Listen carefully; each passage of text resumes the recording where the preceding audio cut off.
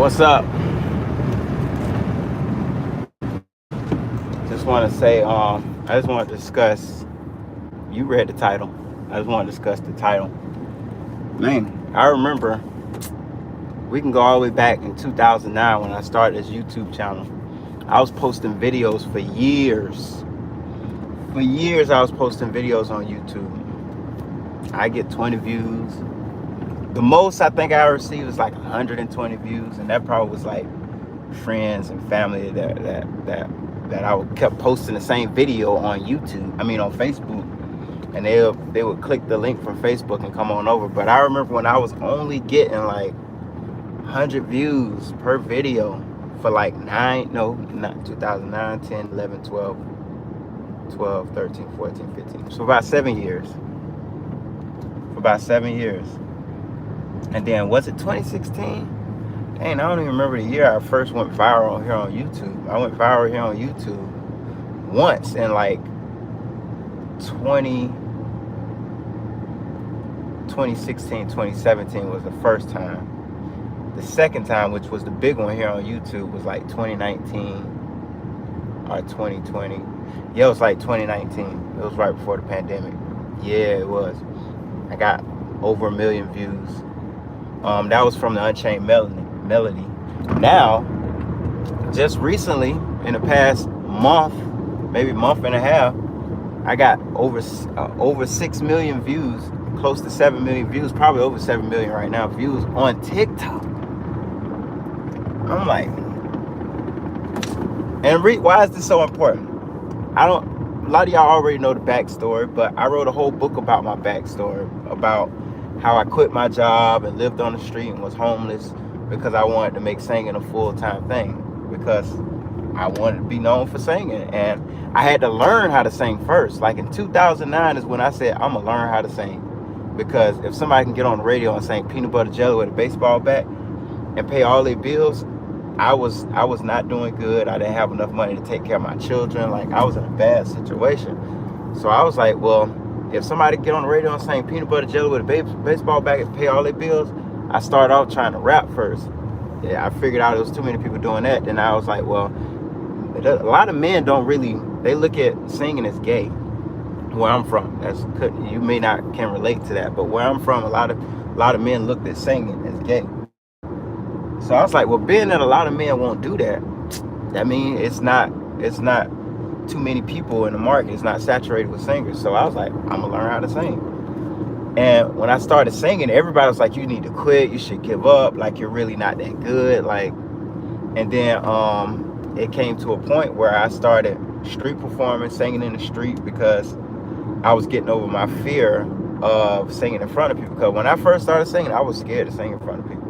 But I was only scared to sing in front of people for like a month, maybe 2 months. Let's say 3-4 months of me learning how to sing. The first 3-4 months, when I was horrible, when I was at my worst, I was afraid to sing. And then my homie that got me into singing, he was like, let's go sing on the street for money, because we broke. Like, if people like our singing, they gonna pay us, bro. I'm like, I don't know if that's true. It's like, let's just try it.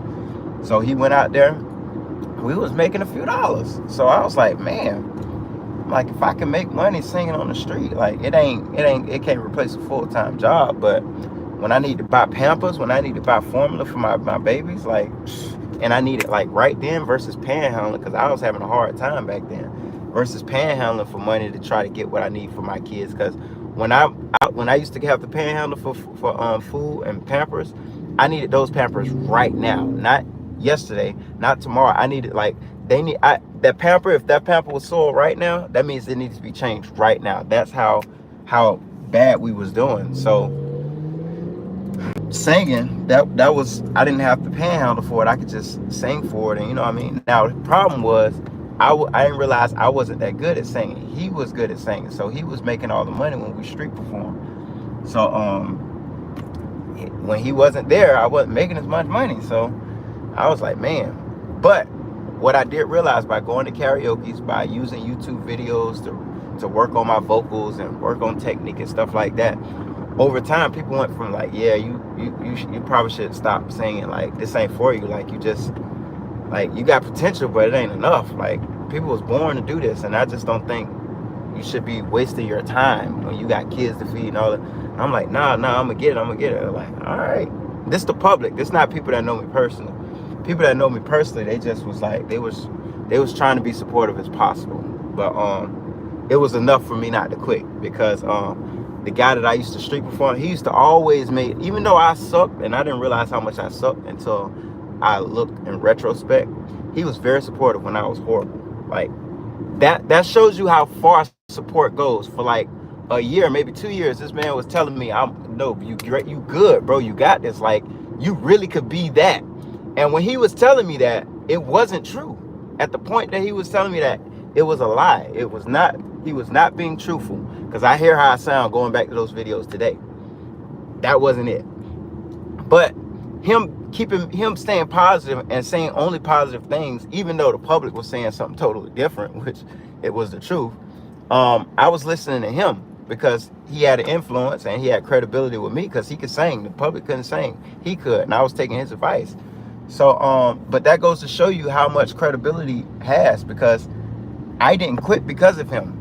And today, being viewed by more than 6 million people, and to have a country or people all over the world appreciating what your gift, like, man, with my story, it means a lot to be heard. It means a lot. And that's why what I would never do is crap on my fans. I will never crap on the people that appreciate my gift. I will not do that. That is something I am not willing to do. If anybody appreciate Roderick King, if anybody give me the time of the day or appreciate what I bring, I'm going to give you my attention. I'm going to give you my respect, and I'm going to treat you like you are a person. You're not just a fan. You're not just another person that just, no. I'm going to treat you like you everything, because you don't have to support me. I know it was like when my own family wasn't getting behind me. I know what it's like when society said, bro, you are not good. You need to just drop this thing. I know what that feels like. So to have people that believe in me now, like, I wouldn't dare crap on y'all, man. So every chance, and what made me come and do this video, I was driving. We have a show here in St. Augustine. I was driving on 95, and there's a car every time it got on the side of me. I wasn't realizing that they was trying to put themselves on the side of me. Every time the car got on the side of me, they I'm like, what the hell is going on? I thought it was road rage at first. I'm like, well, what did I do? Like, did I cut them off or what? And here's, I'm gonna tell you another story too. And I was like, so eventually I got enough space around my vehicle where I could kind of give a good look, and I could see the lady. She was smiling. She was, hey, and I was like Roderick King. She was mouthing it, and I was like, oh, hey, what's up? And then after I gave her a little wave and I felt like I gave her enough, then I sped off.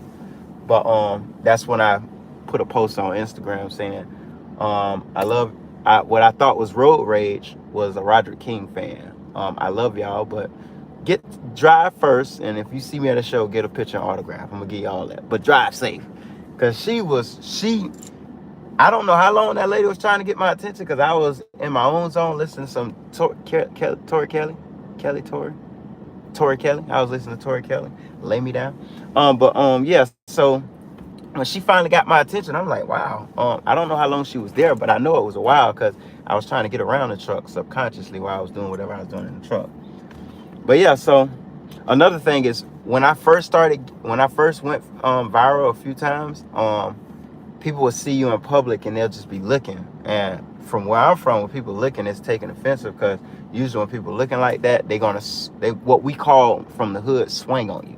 They're gonna hit you. They're gonna try to sneak you. They're gonna try to, like, you could have done something to them. You could have said something to them, like, whatever the case may be.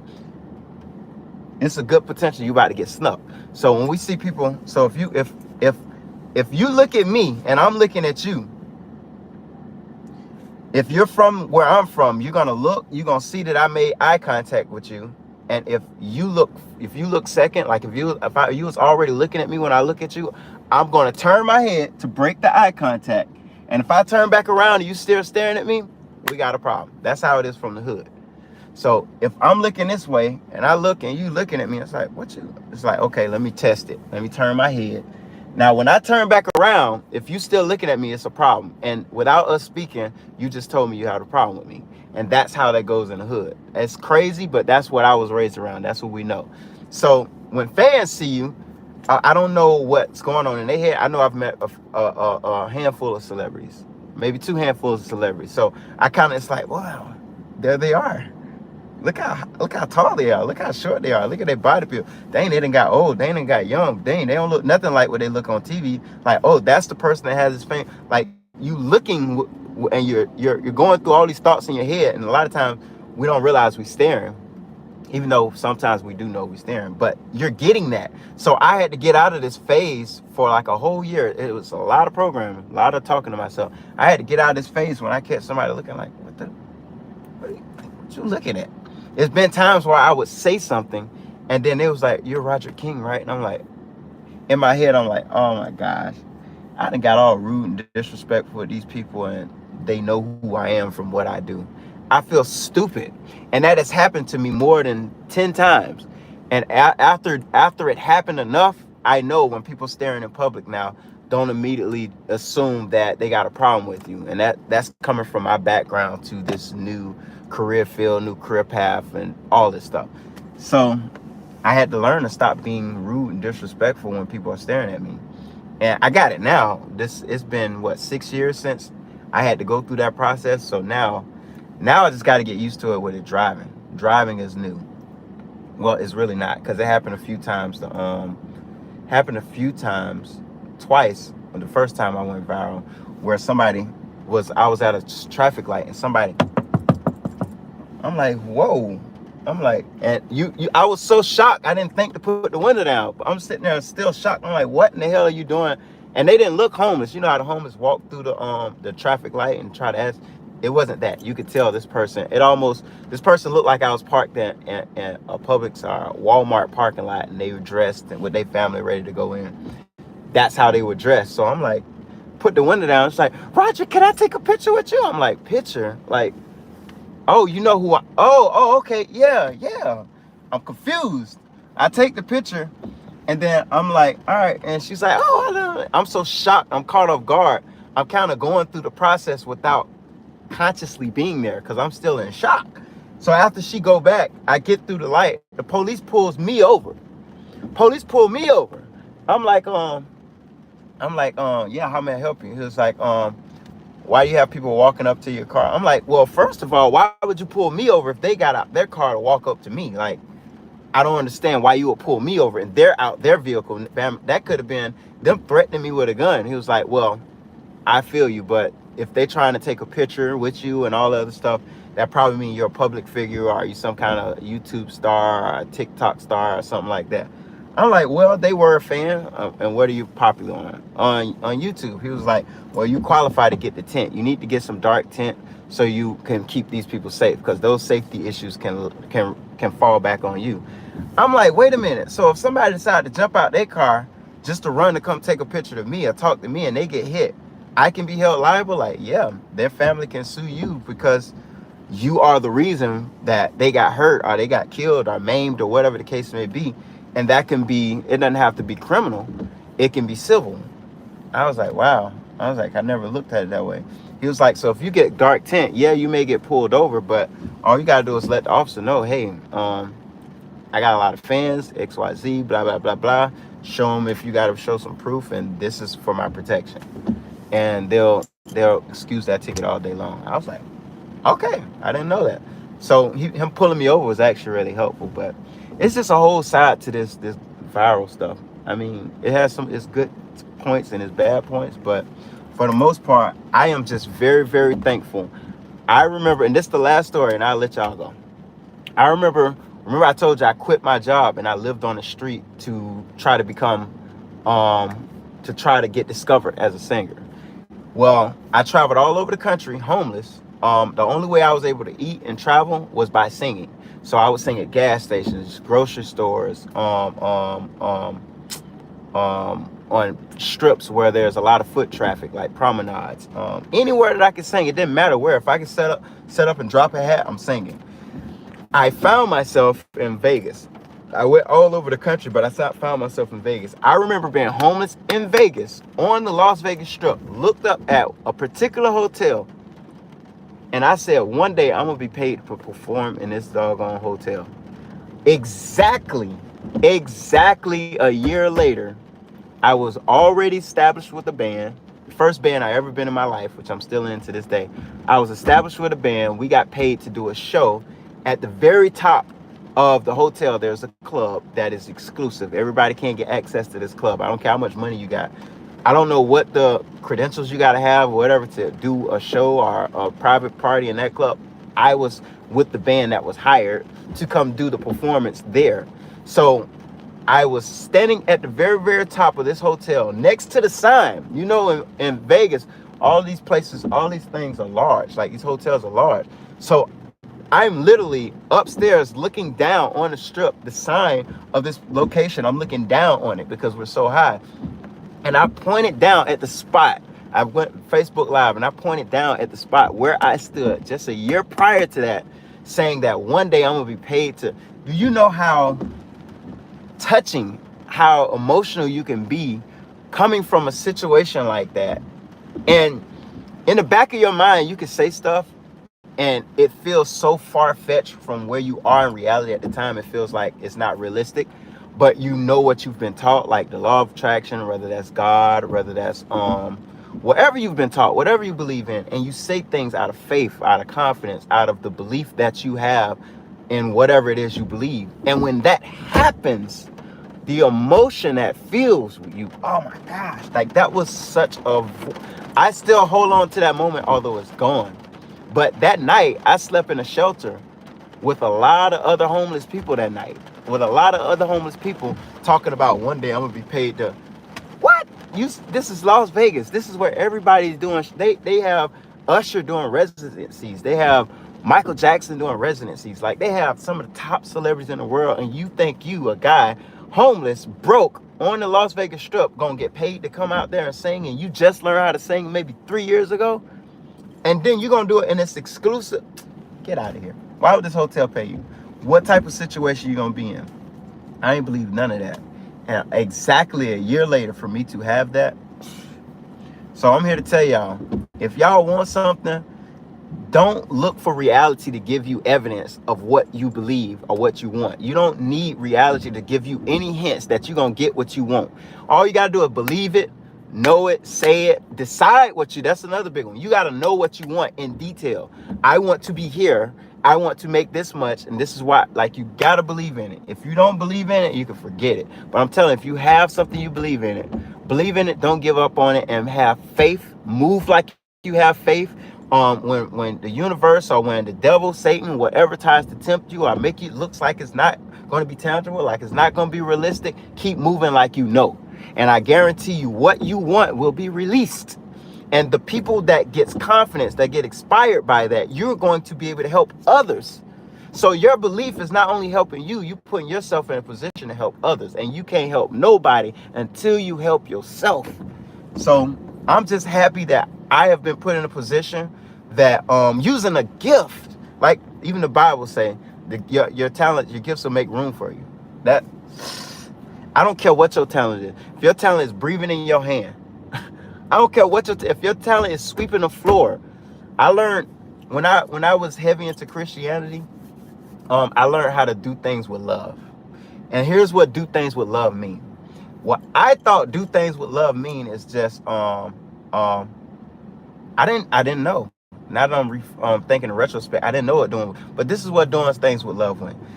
Having a loving heart, having a loving motion. If I'm gonna sweep the floor, I am gonna do it in a loving way. I'm just loving the fact that I have the ability to be here into existence. In this present moment, I am going to look and feel nothing but love, because I don't need love. I am love. I am going to be love. I'm not waiting for it. I'm not looking for it. I'm not hoping it comes around. I am love. I radiate that. I release that because I'm a being. I'm a living being. I have energy. I have a life force. Energy can't be destroyed. It can only be transferred. I am love. I can be anything I decide I want to be. Now that I'm love, I can do everything with love. I can look at this in a loving way. I can feel love while I'm doing it, and I'm doing it with love.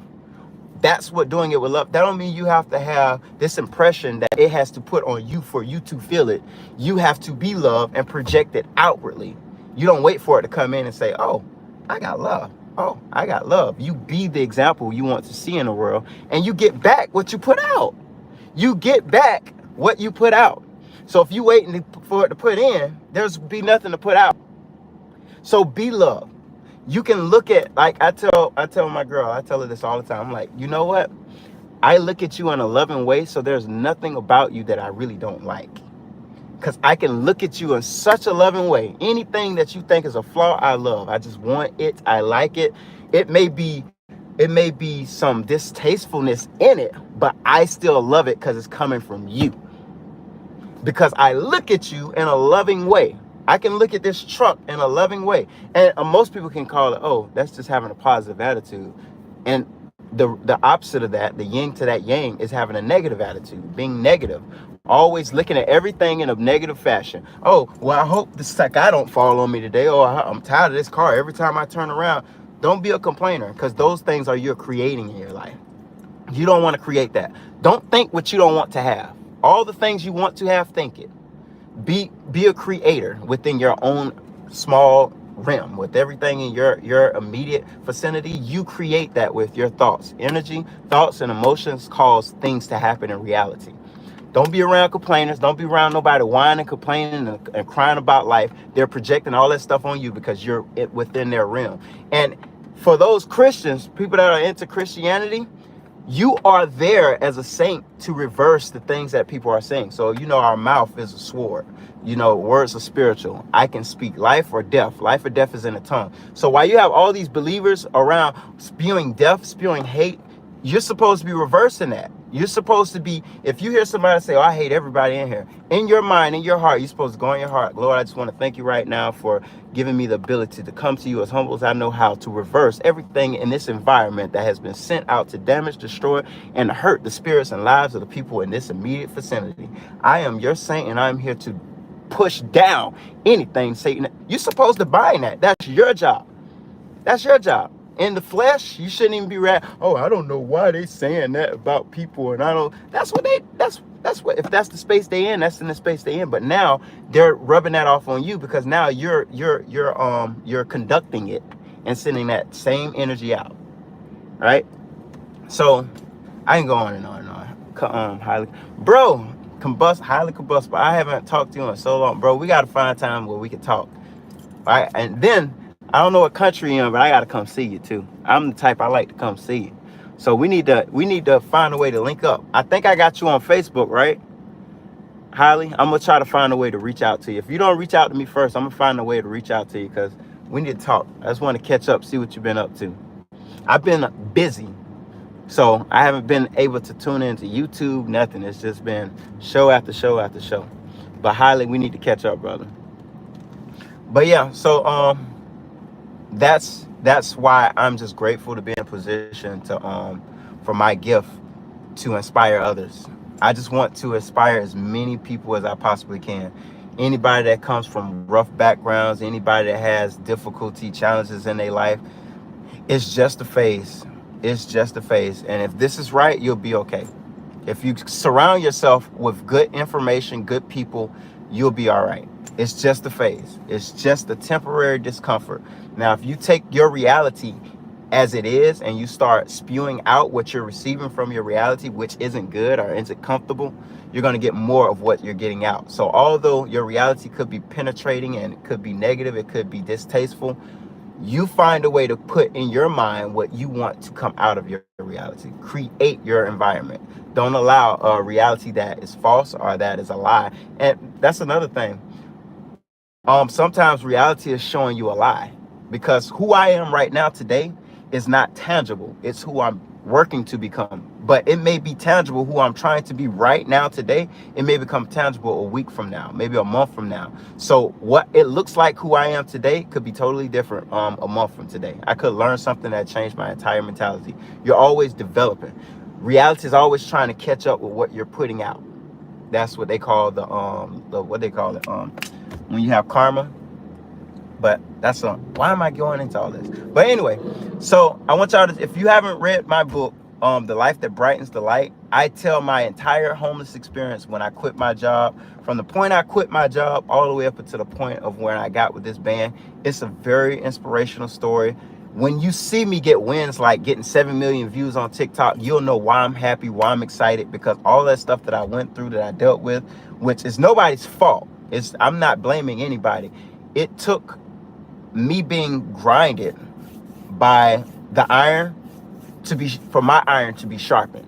So you've heard this phrase before: iron sharpens iron. That iron sharpening you, that abrasive roughness that's scraping up against your frame, your body, your spiritual being, whatever you want to call it, that is painful. That could hurt. That could not be comfortable. That could hurt. But iron sharpening iron means it's strong enough to sharpen something that's strong enough. So what you're going through is meant for you because you can take it. It may not feel like it because you got that iron grinding on you, but that strong iron is making iron stronger. Iron sharpens iron. So although what I went through in that book, I'm not complaining about it. It is the reason I am who I am today, and I wouldn't be where I am if it wasn't for that. So no way, shape, or form am I complaining about my past, but I'm guarantee you my book will inspire you. You need to check it out. The Life That Brightens the Light. You can find it at Barnes & Noble, Walmart.com, Amazon.com, and a few other places if you just Google the title. But anyway, that's my rant for today. I'm excited about 7 million new views on TikTok. I'm excited that so many people has discovered me. It sounds like they're just excited. All I want to do is love on you, inspire you, and any chance that I get to meet any one of you, I want to do it. I want to do it because I've met a few celebrities in the past month. I met Shaq met Shaq last week, and I met Busta Rhymes last night or the night before last. It's been so busy I can't keep up with my days. I don't know when it's weekend. What's the day? But yeah, so I meet celebrities, so I kind of know how it feels and how little reactions that they could have did to make it better. I put myself in their shoes, so I want to make sure you get the best experience. If you're a fan of me, you want to meet me, I want to make that the greatest experience for you. But knowing my background will help you out a lot to know why I appreciate these wins so much.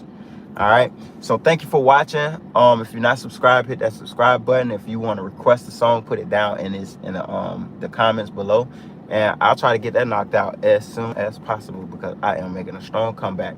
Other than that, have a great day, stay positive, and that's it. Peace.